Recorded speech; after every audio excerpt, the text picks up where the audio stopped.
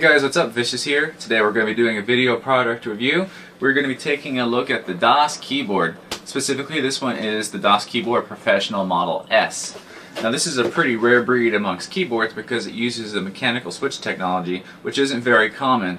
So because of that, I'm actually going to take just a minute and I'm going to talk about mechanical switch keyboards in general and compare them to the normal keyboard you probably have in front of you, which is a dome membrane technology, and tell you what's good and bad about each technology and why it's kind of desirable to get a mechanical keyboard if you're a serious typist or looking for a long-term investment. So let's go ahead and jump into that real quick, and then we'll come back and look directly at the DOS keyboard and I'll tell you what's good and bad about this unit. Okay, so we're going to talk about mechanical keyboards versus membrane keyboards overall real quick. They both have their own set of pros and cons.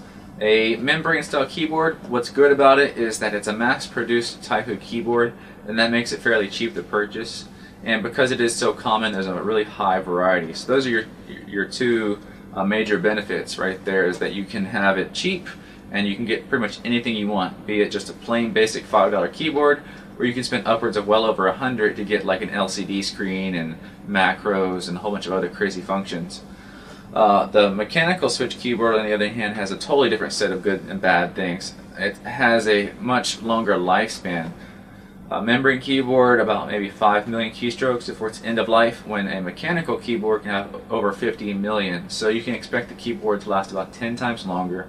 The switches require less force to activate, and they don't have to be bottomed out like a membrane keyboard. So you can learn how to press the key about halfway down to touch type, and that will increase your typing speed.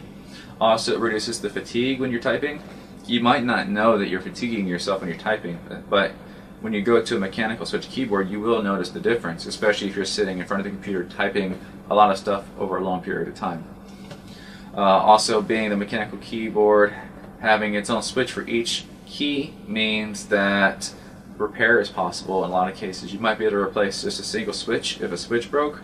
On a membrane keyboard, if a key broke because of the circuit board underneath, the entire keyboard is toast. So not only does it last about 10 times longer in general already, but the idea that you can repair it if something happens probably is also a bonus. The negative aspects of a mechanical switch keyboard are actually just the opposite of the pros of the membrane keyboard. There's not nearly as many of them available. It's kind of rare, like I said at first, so you don't have the largest variety to choose from, and it's much more expensive. A regular mechanical keyboard at the basic level is about $100. But go back to what I said a minute ago about how it lasts about 10 times longer, and even though the cost up front might be higher, it'll last much longer, so it's actually a better value. $100 lasting 10 times longer than a $100 membrane keyboard means it was worth 10 times the value. So that's my little quick pros and cons on membrane versus mechanical switch. And now we can go ahead and take a closer look at the DOS keyboard, and I can tell you all about that. Okay, so here we are looking at the DOS keyboard live and in person. As you can see, it uses a black body. The body is a black gloss and the keys are a black matte. So people have said that the body tends to pick up fingerprints and stuff, but for me it hasn't been an issue because I actually don't type on the body of the keyboard, I type on the keys, so I haven't actually even touched it. They do have 4 different variety available for the DOS keyboard. First, it comes in 2 main models. Either you get the professional version, which is what we have here, that has the lettering and the numbering on the keys, or you get the ultimate version, which is their probably most well-known product because their earlier versions of this keyboard only had the ultimate, where it's completely blank all across the front. No shift, no letters, no numbers, no nothing, just blank keys. Sounds kind of crazy, but there's a purpose behind it. The reason they did that was because they said it's going to teach you to type better, because you won't be able to look at the keys to tell where the key is at. You're going to be forced to memorize the location of the key. And that's got to be the truth, because if you're a touch typist, the reason you type so much faster than PEC typists is because you know where the keys are by touch. And I assume that most touch typists probably still have to look at these odd keys like the F keys and maybe some of the number keys, just depending on how good of a typist you are. So if you were forced to memorize all key locations because they're blank, it's going to make you a better typist. So between the 2 main models, you got 2 different switch choices. Mechanical switch keyboards are nice because there are different mechanical switches out there. The switch you use totally changes the way the keyboard feels and works. So they have the Cherry MX Blue switches, which are known as the clicky switches. They have a click sound when you push down on the key and a tactile bump, meaning when you push the key about halfway in, you feel a difference in pressure that tells your finger that you just activated the switch. So like I said before, mechanical switch keyboards, you do not press the key all the way to the bottom to activate it. You can actually push the key about halfway down and it's activated. And that allows you to type faster as you're going and less fatigue because less motion, less work. The other version they have is their silent version, which uses the Cherry MX Browns. The MX Brown switches still have the tactile bump when you push the key about halfway in, but it does not have the click sound. So if you're in an office environment or if you're in, sharing a room with somebody and you think the clicking might disturb somebody, then the MX Browns might be a better choice. I can't tell you which one is better. It's going to be up to you. I really would like to have both so I can compare, but the MX Blue is the more popular choice, and that's what I have. Picking it up at first, the noise was not as loud as I thought it would be. I actually had imagined it would be louder than what it really is, and I kind of agree with some of the opinions I've already heard about how it's kind of relaxing and mesmerizing. When you're typing away really quickly and just hear these clicking sounds, it just kind of gets you going, and it does help you type better because you have audible cues and you have physical cues to tell your body that you've activated a key or double pressed a key. So not only can you touch type, but you can start to blind type where you don't even look at the screen and you'll know you're typing every single letter accurately, because if you don't hear and feel that key go down, you know you made a mistake somewhere. Let's look at the other features the keyboard has. First of all, the layout is a very standard layout, which I'm very happy to see. There's nothing funky on here, so you're not going to have to get used to a new layout unless you're coming from a funky layout already.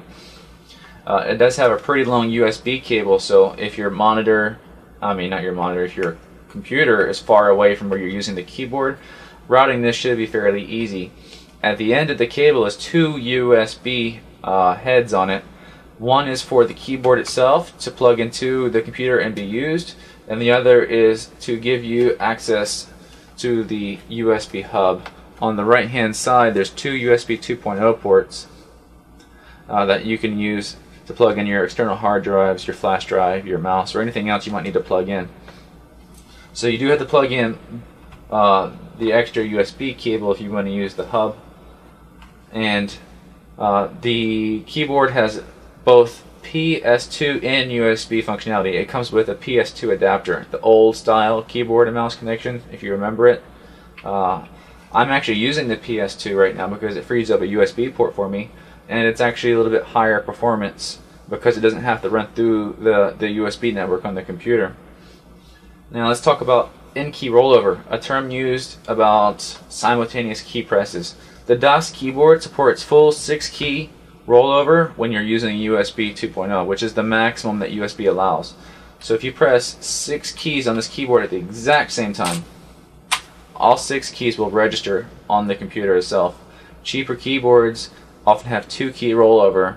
So imagine if you're a gamer, you're pressing W and A so you can strafe to the left while walking forward, and then you need to press the space button to jump. That third key will not register, and all of a sudden you're dead. So 6-key rollover means basically as many buttons you would need to press at once you can press on this keyboard and it'll work just fine.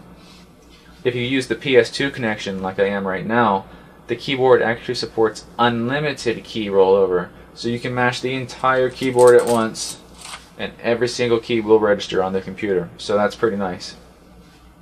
The weight is about 3 pounds, so this is probably going to be a little bit heftier than what you're used to in a keyboard, and that can only be a good thing because that means it's not going to slide around anywhere, and you know it's well built. It gives you that solid, great, well built feeling. Over here by the DOS keyboard logo, you'll see the number 1 because my number lock is on. If you turn it off, you can't see anything under the face. Same thing for caps lock. It shows up, and scroll lock will show up. So those are the 3 LED indicators on here that kind of hide behind the front bezel. Kind of gives it a nice professional look. Overall, I'm very, very pleased with the product. I think when it comes to mechanical keyboards, the DOS keyboard right now is offering the best value. There are some that cost less, but they have very noticeable build quality flaws, and there are some that cost more, but they're not really giving you any features in addition to this that would help you out with typing. If you're a major typist, I think looking into a mechanical keyboard is really worth your time and investment. It's going to last you much longer, so think about the initial expensive purchase over the course of time, because it will last much longer than your throwaway membrane keyboards. It's going to reduce the fatigue when you're typing, and it will probably increase your typing speed. My max speed before I started using this was about 90 words per minute, and now using this I'm up to 100 words per minute. But I didn't see a change in my maximum typing speed so much as my average sustained typing speed. Because I could easily and more accurately type as I went, I noticed I was making less mistakes, and it didn't slow me down over time as much, and it just was more fun and more comfortable to type on it. It kind of becomes addicting just to hear the clicking as you type away. So DOS keyboard, great product. I'm not going to say I have anything unsolved about it that was bad. There's no cons. If I had to look at it and say things I would like better, I think in the future if they perhaps move these USB ports to the back side or even to the left side, that might help out. I don't really use my mouse really close to the keyboard, but I can imagine if you had something sticking out here on the side, that might get in your way when you're mousing. I would like to see maybe a backlight option in the future. I don't need the backlight, but that'd make it more competitive with some of the other models that do. Some people like to have that backlight, so you know, if they can do it one day, then that gives them more competition with the others. The MX Blues are a great switch. The MX Browns are a great switch, so I think they got both of the main switches covered. And it comes with both USB and PS2. I think they did it right. It's a great keyboard, guys. I'm using this now as my permanent keyboard, and I don't see myself switching out to anything else anytime soon.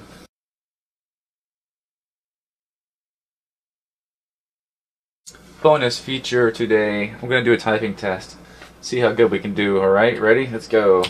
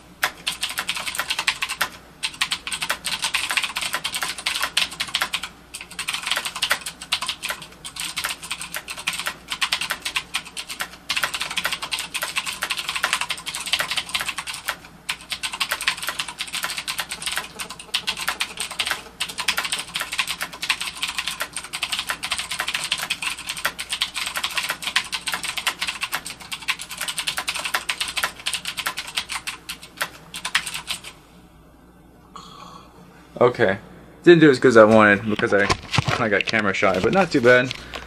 We managed to get 92 words per minute correct on that and 9 wrong, so almost 100 words per minute if I wouldn't have screwed up. But yeah, now you get to hear the clicky awesomeness of the blue switches, and now you know what it sounds like, so you don't have to ask that question because you definitely heard it. The loudest thing on there is when I bottom out the keys, especially the space bar. It's kind of hard when I'm typing furiously not to bottom out that space bar. But happy with the keyboard, sticking with it, guys. Thank you guys for watching. If you enjoyed the video, by all means visit my website, viciouscomputers.com. Also, you can go to my YouTube channel to view more videos, youtube.com/user/viciousxusmc. On YouTube, you can always rate and subscribe to me. So I'll see you guys next time.